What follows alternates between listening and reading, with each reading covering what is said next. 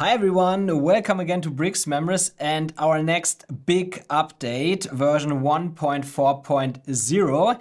This is huge. Like, we're introducing the community module now, but also a lot more. Like, for example, you have connected content now, which I will show you in a second. We're also having new starter site templates that essentially give you a full membership website that pretty much show most of the functionality of BricksMembers directly. And we're also having a little rebrand. So I would say let's get straight into it. I really want to show you all of that. I will not go like super in-depth into everything, especially community stuff today, because that would just be way too much. I think to explain all of that in detail, it would probably take me over an hour in a video. So that will come within the next, hopefully 2 or 3 weeks. I'm quite busy right now because of the community feature. Everything got pushed back a bit because it was a lot more work than I expected, actually. Anyway, let's get into it here. So the first thing, or the first change you see directly, we have the new logo here, AtomikMembers, and also a rename here in the sidebar. So we're doing a rebranding to AtomikMembers.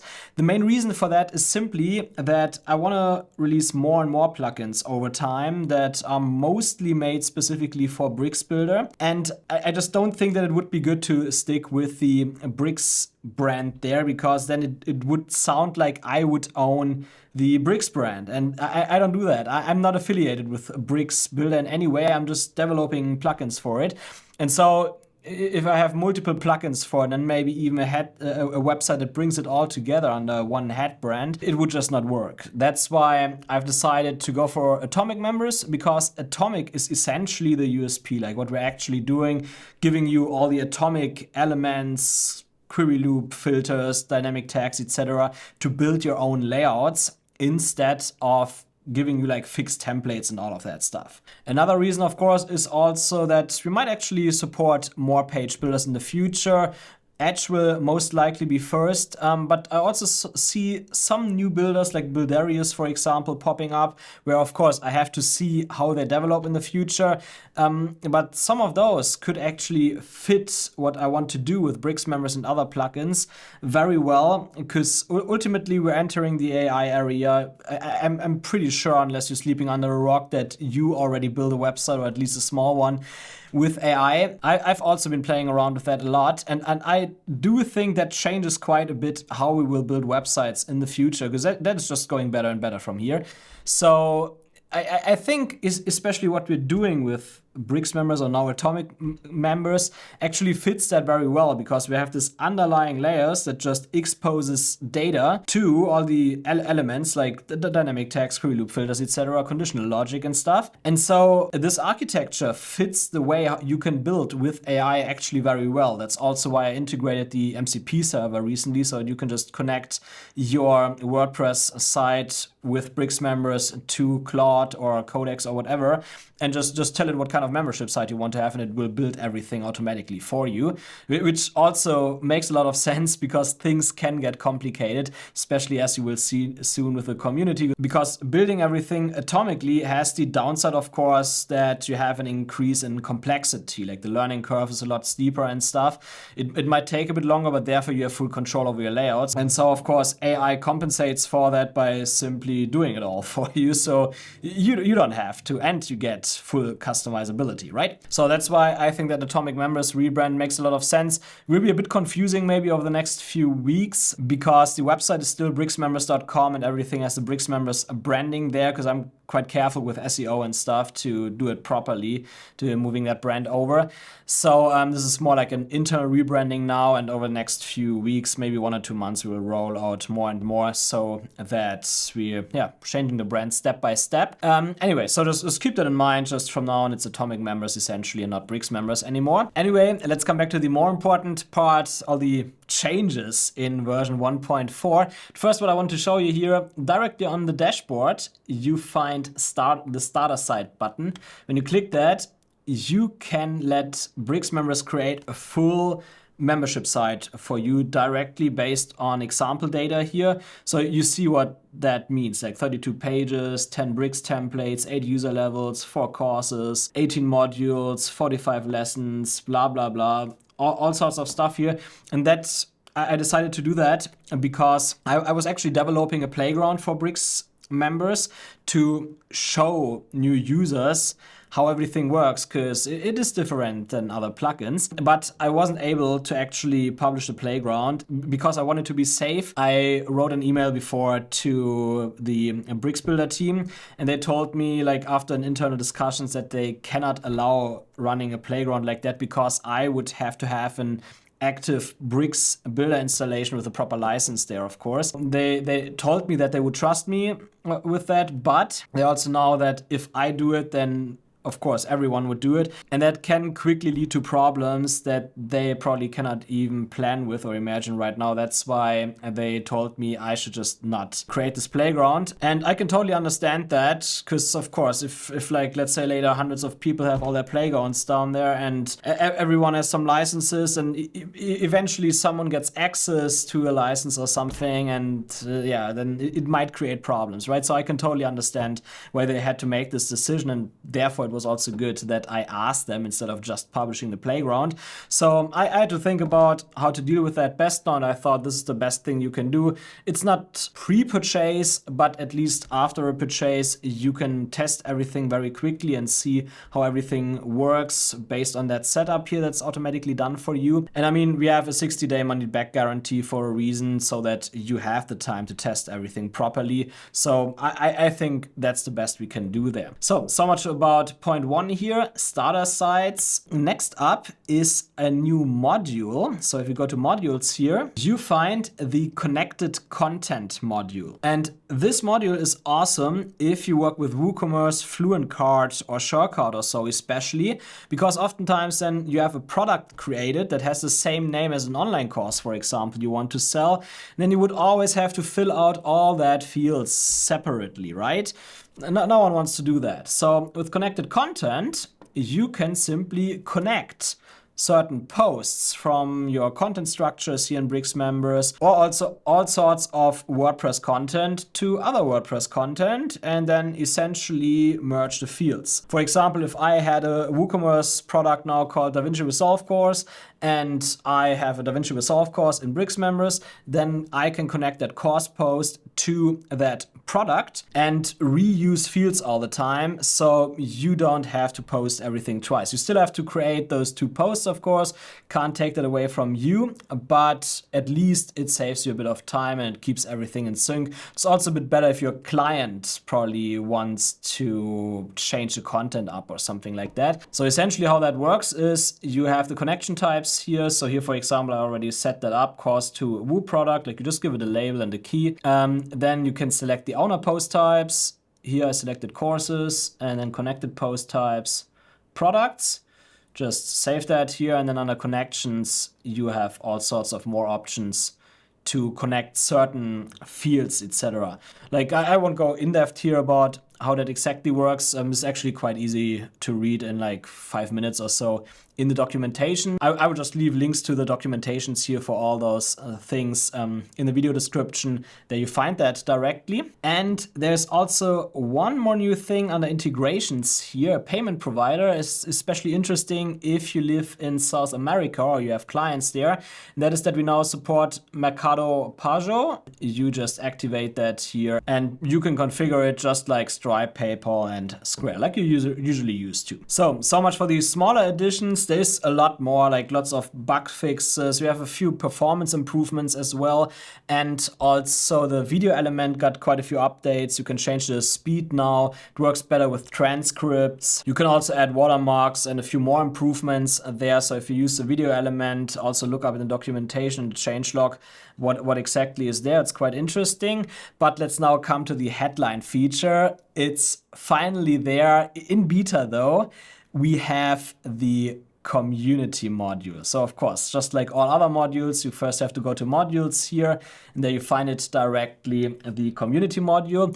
It is in beta now because, as you can imagine, this module is big, because this module literally allows you to create kind of every community that you can imagine. It can be simple discussions below course lessons. It can be a full circle style community, but you can also create a kind of like MVP or like a small social media website actually with it. Like you can even have unlimited nesting of replies so that you can essentially create your own Twitter. Now, I mentioned MVP, but the underlying database structure is actually very efficient. We're using efficient queries, etc. So even if that social network that you're building there grows, it will perform well for a very long time. Of course, it's still WordPress. I won't guarantee that if you get millions of users that it will still work great. But when you're at this point, I think you also don't want to use WordPress anymore. So I think you're very well covered there. So let's get into it. Let me show you how that works. So after activating the module, just click on configure here or in the sidebar on the community. By the way, it also works really well together with member chat. You will also see that in a second. And also member profiles, of course. So usually when you want to build a community, you want to activate those 3 modules here, actually those 4 here, if you also have interactions, if you want to have interactions like bookmarks, votes, and all of that stuff. And there will come also more modules related to communities in the future to like create leaderboards and all of that stuff. So we're not stopping here. This will be full blown later with all features you can imagine, but it's already pretty powerful. Anyway, let's go to the configuration page. What you see here directly is that we have that community build, and it might look a bit confusing at first, but it's actually the best way how I could implement that, because in my first iteration of that we ended up with such a huge list of settings, of fields, that it was just unusable. That's also why it took me a bit longer. I ended up deciding to also reuse our builder that we already have from drip content, etc. to do that. So essentially how that works is you just start at the builder here to build your community, and there you can add blocks. Like at first you can create audiences. You usually want to control who has access to your community. For example, maybe to a certain space only users of a certain user level that have access to a certain course, or maybe full access to the full website or so should have access. So this is what you control via audience. I can click on an audience here, for example, anyone, or also here, someone that has the user level Creator Studio Pro. Also works with the enrollments module, etc. and groups. So depending on what modules are active, you can choose all sorts of audience restrictions here. And then connected content. It's also really nice because sometimes you might want to have discussions below or related to certain course lessons or even certain courses or so. And this is what you can do with the connected content. There you just select, for example, the content type, the post type, and then post type course. For example, you can select the hierarchy position and all of that stuff, like all sorts of settings here to define the content that you want to have discussions about within a certain space, for example. Then you have sections here. Sections are those. They're actually very simple. These are essentially just groups of spaces. They don't have any particular feature aside from that what you see here. We will come to feeds soon.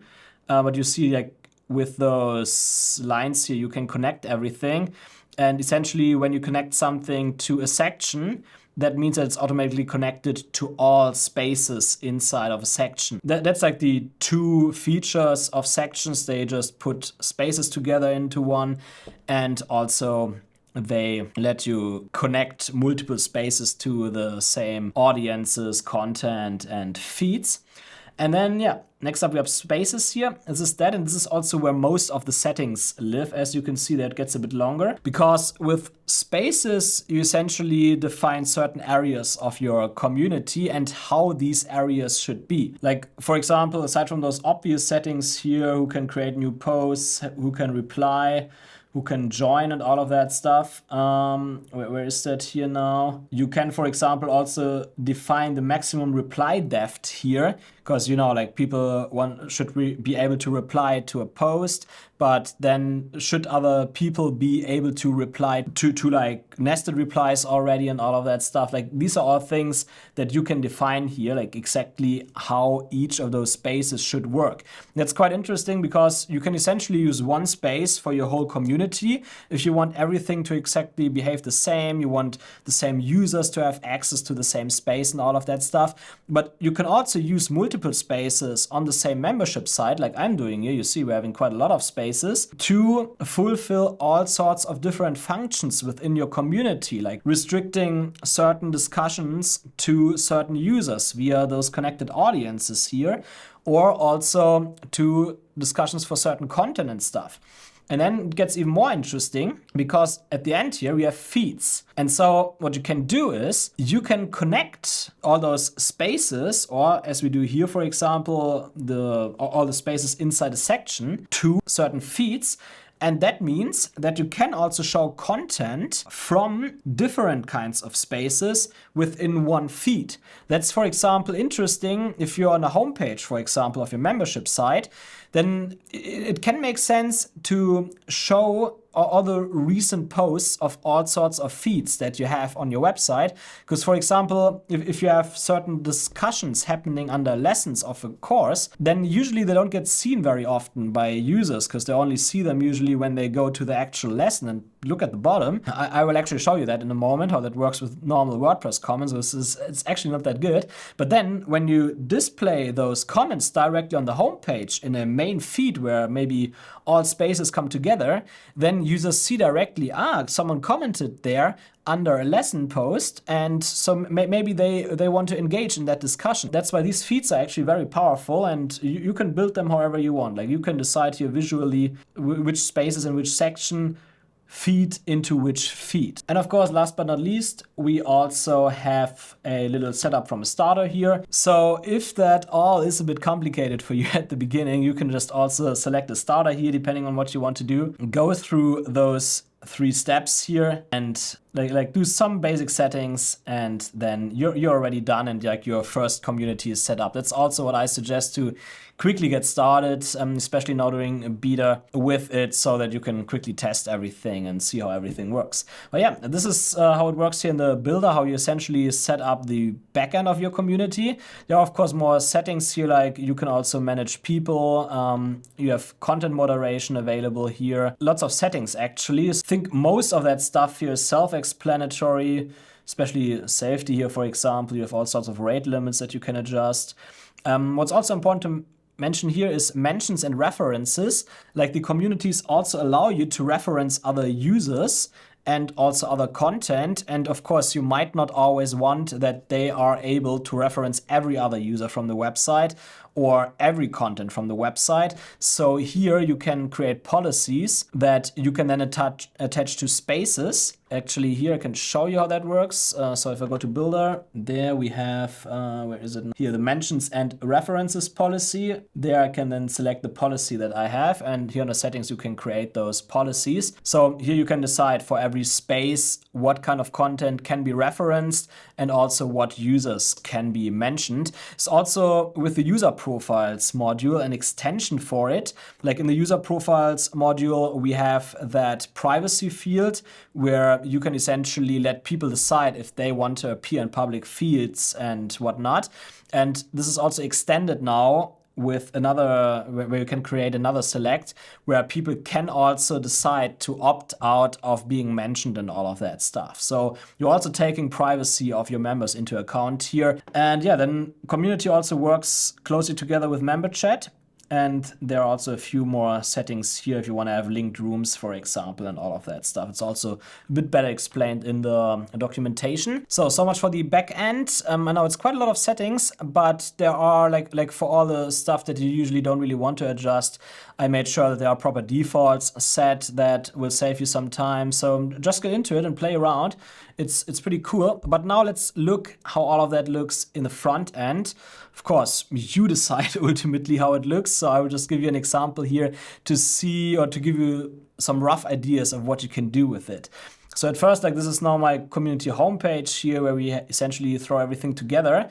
And before we come to that center content here, I quickly want to show you that we also have a notification system integrated with community. So whenever something happened that a certain user should be aware of in the community, you can also automatically show it to you by query looping here. And yeah, this is how everything is set up here. Like, I can now, for example, tell it that I've read that notification. So I just check it off, done. I can also open that notification in a proper notification feed, and then I could even reply there if you want to have a discussion about certain notifications and stuff. That works as well. And also, as mentioned before, it works closely together with member chat. And now here is that member chat. And but by the way, you will see that soon. This is all built atomically. Like this member chat here, this is not like some usual chat plugins where it like always looks the same. Like this icon, this is completely custom. This whole thing here, all the messages, all the styling you see, is completely custom. These are all atomic elements. That's that's why I wanna call it atomic. And yeah, like here for example, in that member chat now, I can already show you how that referencing works. So now, for example, if I want to tag a user, let's say I want to tag Leo here, then I can quickly do that. Or let's say I want to reference certain content. I have some test content here, yeah. So here I can like reference a post from WordPress based on the policy that you set up before in the backend, of course. You can also see that here, like you can even style in the messages how that should look like later. By the way, excuse me with styling here, like there are lots of styling issues. I know like here the button, for example, is floating around and stuff. It should of course not be, but I was more worried about developing everything properly than styling properly, right? Let me show you how that chat here works. So if you go to Bricks templates, there we have the member chat drawer now. It's just a normal Bricks template. So here you can see how that member chat is actually built in Bricks. Every little button here is actually just a normal Bricks button element built atomically that just has some BricksMembers actions here, composer, apply portable tool, and then whatever tool it is.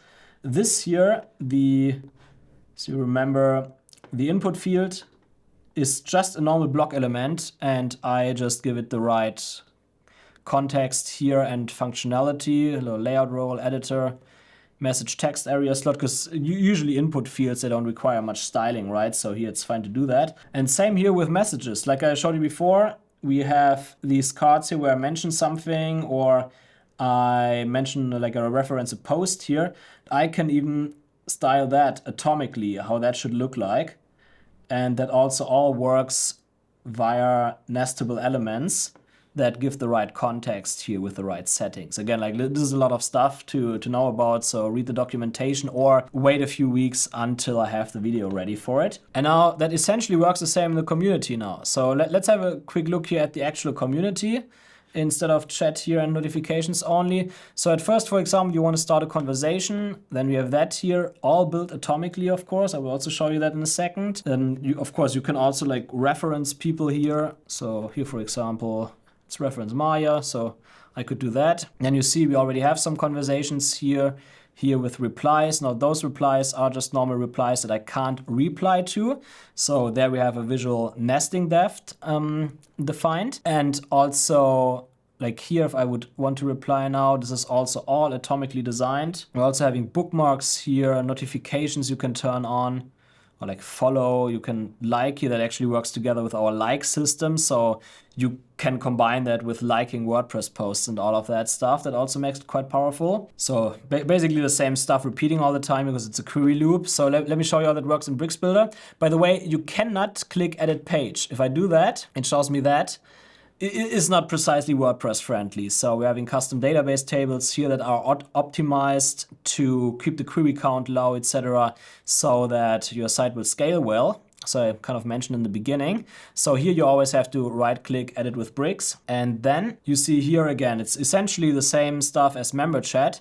Like here, each of those little styling tools here is a Bricks button where you just tell it what composer tool it should be, and it automatically works together with our input fields here, which are actually just normal block or div elements, and then set up or being used as input fields. And the logic behind it automatically detects all that and puts it together into a proper form, etc., so that it all works correctly. And like, even here, small things like pasting media file URLs. Like this, if you look in the front end, lives behind this button here. So this opens dynamically, then you paste your URL, and then you've attached a file. And as you can see here, we're again working with nestable elements here. so that the right context is always given. So it works exactly the same as the member chat. Member chat and community elements are compatible. Like I could now actually copy that toolbar here and paste it into a member chat, and the toolbar will work with member chat. So you don't have to style or create everything twice, all your elements. You just copy them over and done. So you just create them once. So just a quick overview of how that works in Bricks Builder. There's one more thing I wanted to show you, or two more things. At first, connected content. Like I mentioned in the beginning, that you can have discussions below lesson content, for example, or like all sorts of WordPress content. Now, traditionally, also even on my own membership site, I did that this way here with native WordPress comments. And as I mentioned before, this is not precisely good because these comments never really get much attention because no one sees them, right? And so now, as mentioned before, it is a better way to simply have a proper discussion that is connected to your community below it. And this is how it looks like here now. Of course, styling does not look good at all for now. It's just testing. But yeah, you can just leave your posts here, and then these posts are automatically connected to your community. So I can even click here, open in community, because it has that context. And now we're in the lesson lab, and there you see like my message from before, testing the lesson discussion. When we go back here, you see testing the lesson discussion. So this is all connected. Like I can like now refer the users directly to the correct space where they can have discussions about certain lessons. And even here now, you see like before, the lesson that I've been in here was filming. Awesome name, right? But now you see here, we have that context even available in this discussion. So people know directly, aha, they can even click on it and they'll come back to this lesson. So you always know exactly what lessons someone refers to. It's also like pretty important in a discussion because no one can remember if you have hundreds of lessons in an LMS site, what lesson someone is actually talking about. So it's always good to have that link. Here even you can also see, you can even style that better. Like here's actually the post thumbnail that you can use here. Then post type and the post title, etc. So this is all also atomically created. So if you get into here, as you can see, this is just a block image for the featured image, and then another block here with post type and post title, just normal Bricks tags. It's not even native BricksMembers tags here. So you have all that context here. Like this post gives the context of what connected post there is. In this case here, via custom query loop. This will be changed, by the way, in the version that ships. It will also be a nestable element here. I just think it's better. Like query loops was how I did it before, but I think it's not a good way. So that's why in the shipped version you will just use a nestable element here instead of a query loop. So when you get into that, that's an important concept actually to understand. It's like basically you always want to give things context with context elements.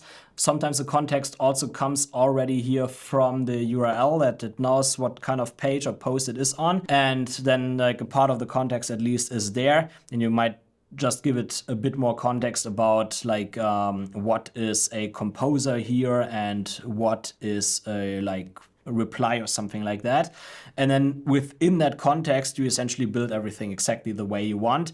Also lots of new dynamic tags, etc. are available for that. So that's important to understand. And now the second thing I want to show you is just a bit more of what you can do with it. For example, here you could also build a support studio. Like you don't necessarily have to use it only for normal communities or for course websites or so. You can totally also use that to have like an internal support system where people can log in and then get answers to their questions here. As you can see here, you even have a search functionality here. If I like type in feedback, for example, caps lock is on. And when I scroll down now, like you see like then it finds all the posts. So also search works with that community stuff. And also I think that was also nice to show. Here, for example, you can also build feeds where you show content per user. So here you see it's just a normal user's query loop, nothing special really about it with a grid.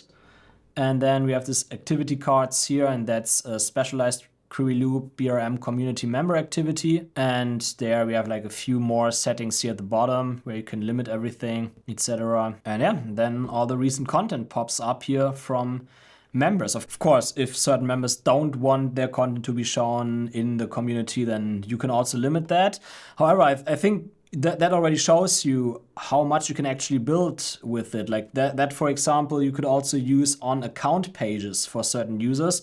By the way, talking about account pages, when I click on my own account page here, aside from all the usual settings at the bottom, you also find now that I can list comments here that I left with query loops from the community, liked posts here, of course. And by the way, it can be mixed. That can be posts from WordPress and the community together, even here in one query loop. That's pretty cool. And also bookmark community posts, like you saw those bookmark icons before. I click here, like here, when I activate this icon. Then if I go back to my community, my account post, and you see this is added here, and I could go back to that post at any time. So just a little overview for now of version 1.4.0. I try to bring out the tutorial about the full community feature as soon as possible. Give me a bit of time. It's really stressful right now. But yeah, I think that already gives you a good idea of what's going on now. And yeah, I can only suggest you to download or upgrade to version 1.4.0 now and try all of that out for yourself, because it's pretty amazing what you can build with it. And by the way, as mentioned, like it is beta, so like I don't expect that there will be any major changes to the community feature, but it is just so complex, so big, that I'm pretty sure that the one or the other bug, for now at least, might occur, and maybe that we do some small changes there to maybe make some stuff a bit easier, improve the UI and stuff like that. So whenever you have suggestions or you encounter something that is not like it should be, then feel free to leave me a support ticket directly and I will take care of that. So yeah, happy building. And also, if you haven't seen yet, here in the corner I will link a new playlist here from the BricksMembers YouTube channel, where I started a new series of BricksMembers tutorials, where I actually build a membership site step by step. Like in that first tutorial now, I turned a simple blog into a very simple membership site, and from there we will expand that across this series, first into an LMS site and later also in a full-blown community over the course of 8 tutorials. So also check that out if you want to learn more about BricksMembers, how everything works, and also subscribe for upcoming tutorials, especially the community one.